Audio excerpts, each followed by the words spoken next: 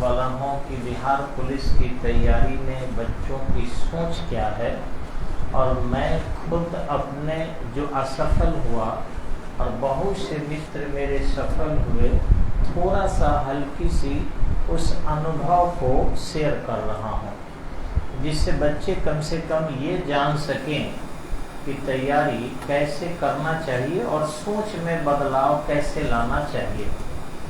तो मैं आईएएस के बारे में सबसे पहले सोचा था 1980 में। छपरा में एक एसपी थे जिनका नाम था डीएन गौतम, डीएम नहीं डीएन गौतम, और मेरे भैया परीक्षा दे रहे थे इंटरमीडिएट का राजेंद्र कॉलेज में। उस समय में हुआ क्या कि कुछ नकल उकल को लेकर बवाल मचा और लड़के पत्थरबाजी कर दिया। डीएन गौतम को खुद सिर पर लग गया और उन्होंने गोली चलाने का आदेश नहीं दिया, कहे कि ये मेरे विद्यार्थी हैं, मेरे भाई हैं, और ये अगर नहीं रहेंगे तो देश कैसे चलेगा। गोली चलाना ही विकल्प नहीं है, बल्कि इन भाइयों को मना लेना विकल्प है। इसलिए पुलिस प्रशासन को मैं कहता हूँ, कोई भी पत्थरबाजी रोलेबाजी ना करे। हम अपने भाइयों से बात करते हैं। ये चीज़ें अखबार में छपी, और चूँकि मेरे बड़े भैया जो थे पढ़ने में बहुत तेज थे, अखबार लेते थे। उस समय में 3.5 रुपया का प्रतियोगिता दर्पण आता था। 1975 से गोवर्धन आगरा से प्रतियोगिता दर्पण छपता है। 1980 की मैं बात बता रहा हूँ। तो वो उस मैगजीन को लेते थे, हम लोग पढ़ते थे।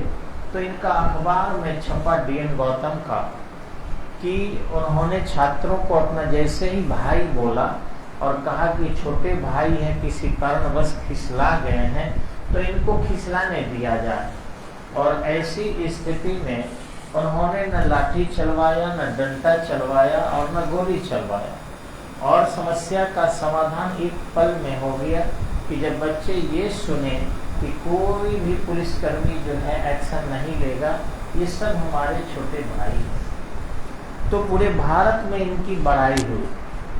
टीवी चैनल तो कम चलता था, क्योंकि आपको पता होगा कि 1982 से DD2 चलना शुरू हुआ। तो उसके पहले DD1 चैनल था, अब कभी कभी चलता था, लेकिन रेडियो से न्यूज आता था और अखबार में छपता था।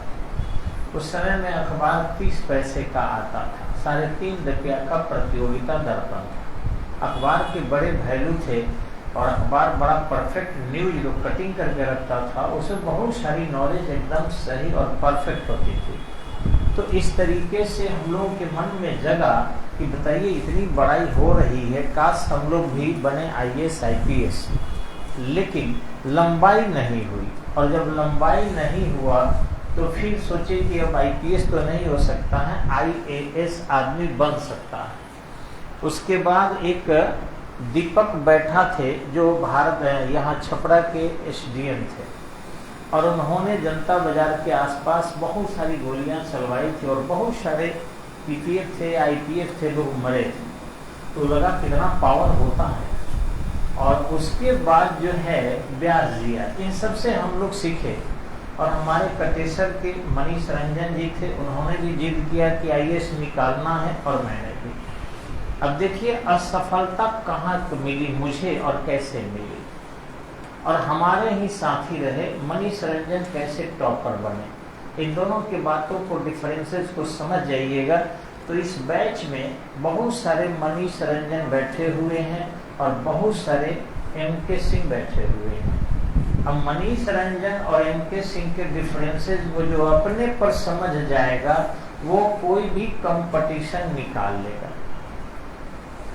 मनीष रंजन जो थे वो ऑलरेडी एक अच्छे संभ्रांत परिवार से थे, पैसे से लेकर एजुकेशन सब कुछ उनका, सोसाइटी ठीक था।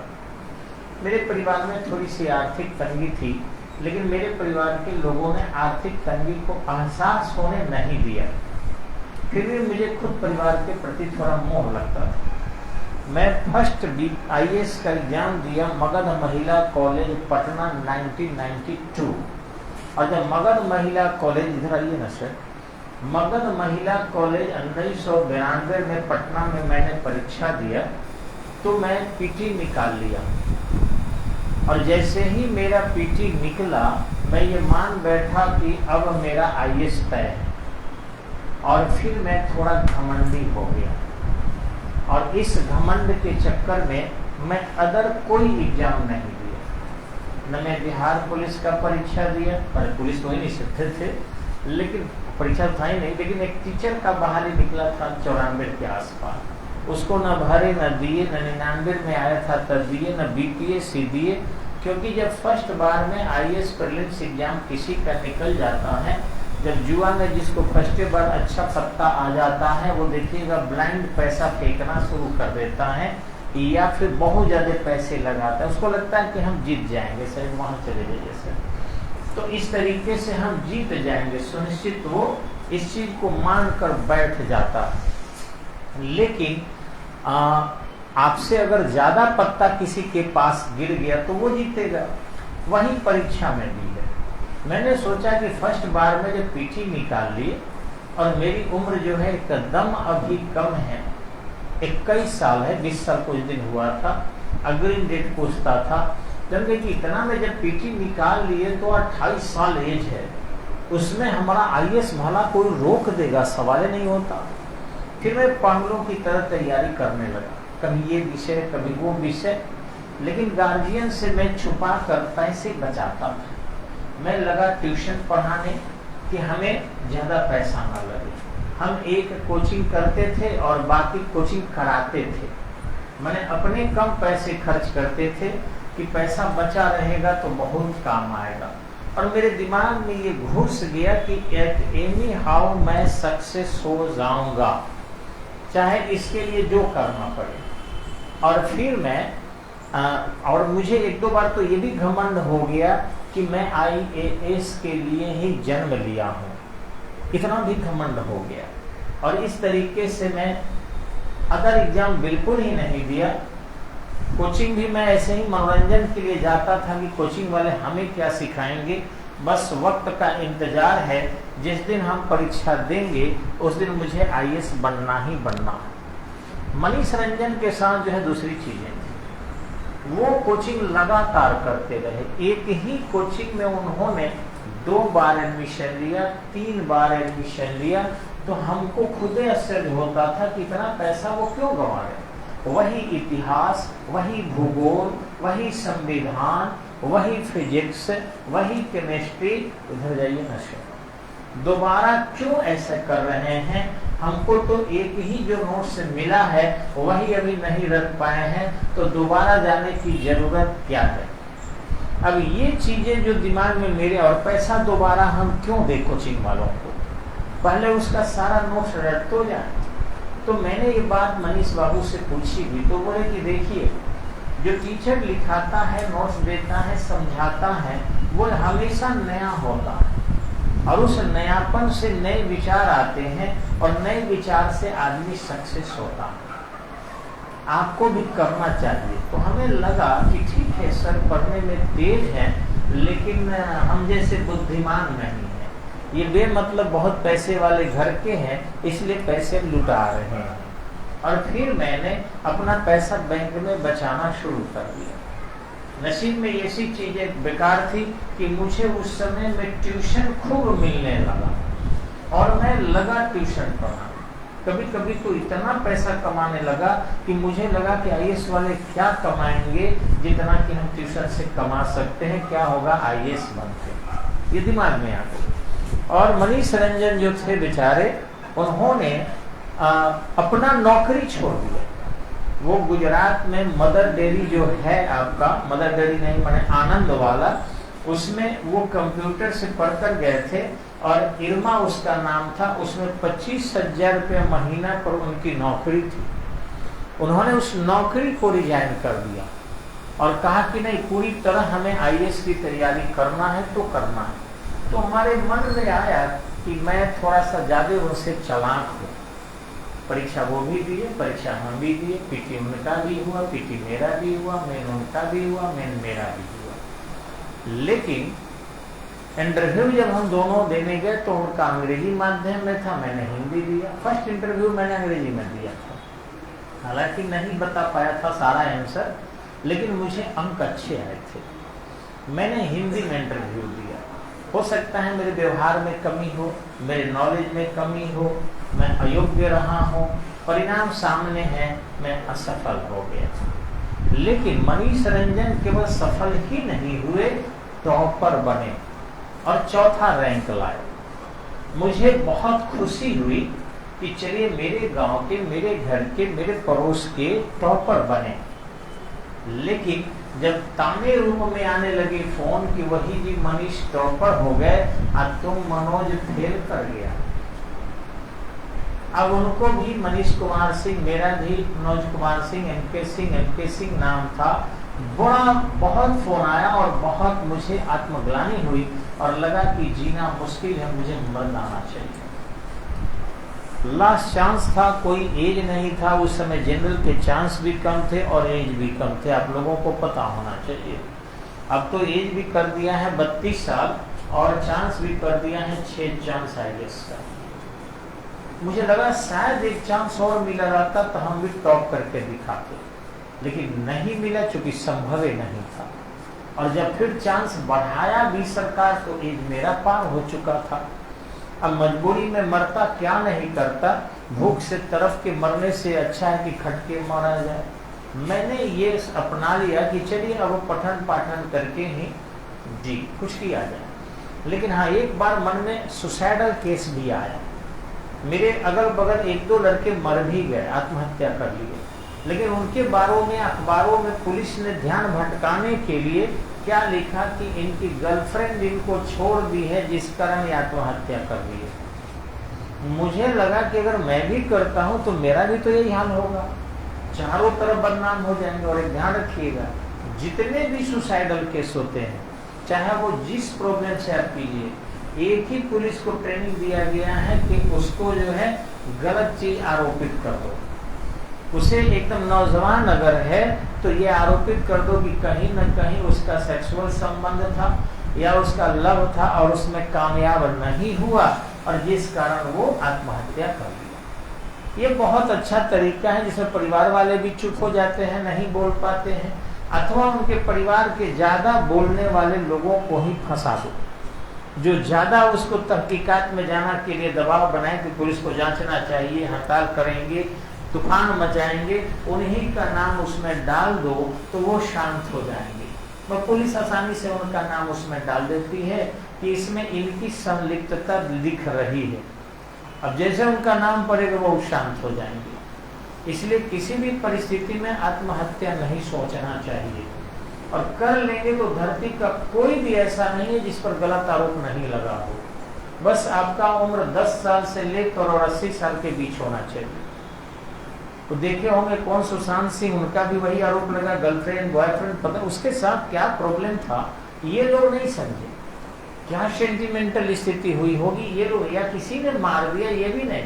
बस पुलिस अपना ध्यान भटकाने के लिए लोगों को, उनको ट्रेनिंग दी जाती है बजाते कि ऐसे लोगों में अपराधी को पकड़ने की जरूरत नहीं है, जो उनके फैमिली मेंबर ज्यादा कूदेंगे उनका नाम डाल दो कि उनके चलते हुआ, और प्रेम प्रसंग इसमें कहीं से डाल दो, इसका हवा दे दो। मुझे जब ये पता चला कि अरे बाप रे 2 लड़के बदनाम हो रहे हैं, तो क्यों उनको ना हम अपना बचा लें, और फिर हमने ये दुर्घटना करने से इनकार कर दिया। लेकिन एक चीज और हुआ, जैसे ही हम इस चीज को इनकार किए कि हमें जो है आत्महत्या नहीं करनी चाहिए, तब तक अब पेट की भूख सताने लगी, लोग बहुत ज्यादा दबाव हम पर बनाने लगे, और ये दबाव इतना ज्यादा समाज का बना कि फिर मुझे अब लग रहा था कि मैं दिल्ली पढ़ाऊं कि छपरा पढ़ाऊं कि कहीं बाहर चले जाऊं कि पटना पढ़ाऊं। मैं आपको कहना चाहूंगा कि आप मल्टी टारगेट लेकर चलिए, एक टारगेट नहीं। और अभी जो बिहार पुलिस के ध्यान दिमाग में आपको होगा कि 21,000 पद है तो मेरा हो ही जाएगा। हमें एक लड़का अपने बैच में बैठा ही है, उसने कहा कि सर शेड्यूल कास्ट का बिहार पुलिस में कट ऑफ 40 अंक जाता है। यानी 40 को सवाल बना लेगा, 40% तो पास कर जाएगा। सर आपको बता दो, मैं उनका नाम नहीं लूंगा क्योंकि ऑनलाइन चल रहा है, फेसबुक पर सब देख रहे हैं। अगर 65 क्वेश्चन भी शेड्यूल कास्ट के लड़के बनाएंगे तो फेल हो जाएंगे। उनको कम से कम स्कोर चाहिए 67 से 70 के बीच में। उससे स्कोर कम होगा, आप सुनिश्चित असफल हो जाएंगे। और एक और ध्यान रखिएगा, जितने लड़के आप पढ़ रहे हैं इससे ज्यादा आउटसाइडर पढ़ रहे हैं। अभी यूपी का लड़का, मध्य प्रदेश का लड़का, छत्तीसगढ़ का लड़का, रांची का लड़का, मैंने झारखंड का लड़का, इस सब फॉर्म भरा है बिहार पुलिस का। वो जानते हैं कि बिहार पुलिस में जितनी तनख्वाह है उससे 5 गुना ज्यादा ऊपरी आय है, 5 गुना ज्यादा ऊपरी आय है। बिहार पुलिस के अपने स्टूडेंट को देखे हैं कि जिसकी वेतन है 35,000, 40,000, 80 लाख का जमीन खरीद के 3 करोड़ का मकान खड़ा कर दिया पटना में। 40,000 के वेतन वाला 80 लाख का जमीन कैसे खरीद लेगा? और 3 करोड़ मकान में लगा दिया। उसके घर गए तो लग रहा था कि माने किसी टाटा बिरला का मकान है। इतने ज्यादा सजे धजे थे और इतनी अच्छी अच्छी गाड़ियां उसके अंदर थी। तो अपने अपने पत्नी के नाम पर वो बिजनेस शो कर दे रहे हैं और पत्नी के जितने घूस की रकम है वो सब पत्नी के नाम से रिटर्न जमा कर रहे हैं। अपना जो वेतन है वही शो कर रहे हैं पत्नी के नाम पर, भाई के नाम पर, माँ के नाम पर। यानी बिहार जान ही रहे कि लूट खसोट का अड्डा है। तो जितने बाहरी लोग हैं ये सब के सब फॉर्म भर दिए, पूरा का पूरा फॉर्म यहाँ भरे हुए हैं। अब आपको क्या लग रहा है कि बिहार के लड़कों का होगा? यूपी के बलिया के लड़के, गाजीपुर के लड़के, ये सब बिहार का आवास बना लिए। और यहाँ तो पैसे के लिए आवास किसी का बन सकता है। जब राजीव गांधी मर गए थे और उनका छपरे में ड्राइवरी लाइसेंस बन गया फोटो के साथ, हर चीज वही, पिता का नाम फिरोज गांधी, वही माता का नाम श्रीमती, सब वही डॉक्यूमेंट्स देकर और बन गया। अखबार में निकला था, सब जान रहे हैं। जबकि वो मर गए थे 21 मई 1991 को। 2002 में यहाँ ड्राइवरी लाइसेंस उनका बनाने वाला बना लिया, केवल ये दिखाने के लिए छपरा में कितने भ्रष्ट अधिकारी लोग रहता है और भ्रष्ट स्टाफ रहते हैं।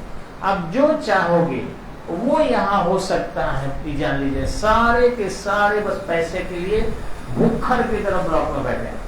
तो दूसरे राज्य के आकर यहाँ आवास बना के आरक्षित सीट में भी घुसेंगे और घुस रहे हैं।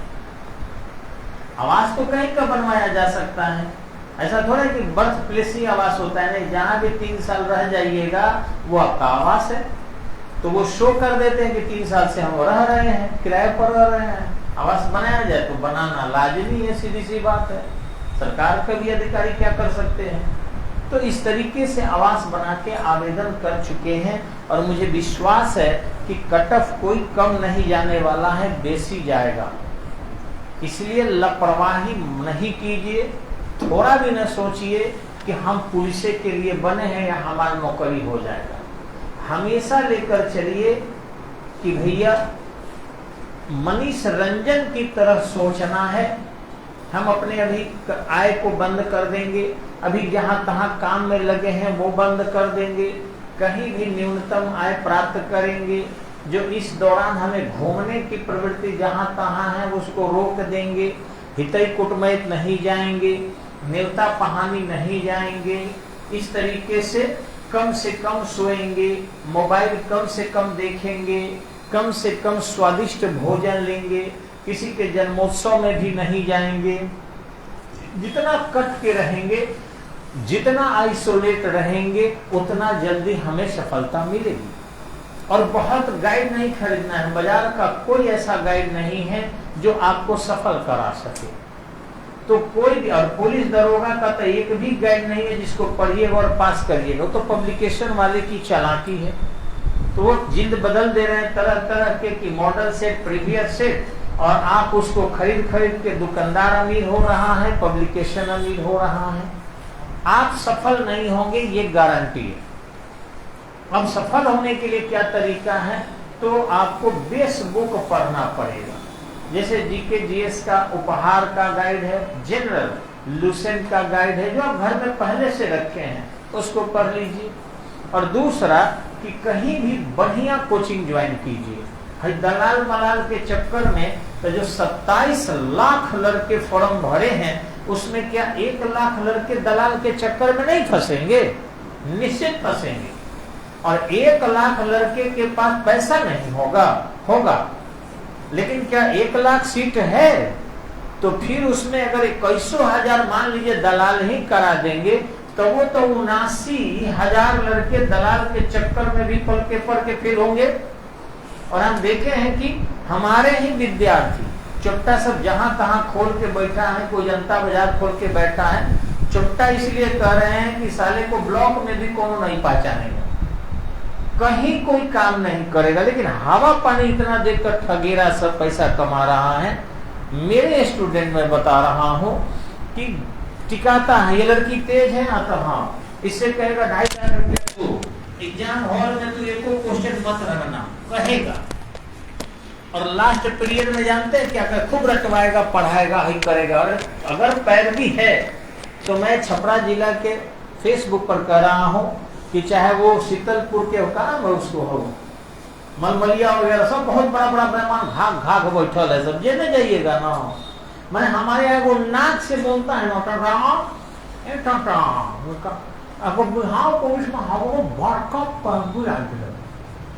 खाने को नहीं है, तुमको पैर भी आया, हमें कौन पैर भी आएगा?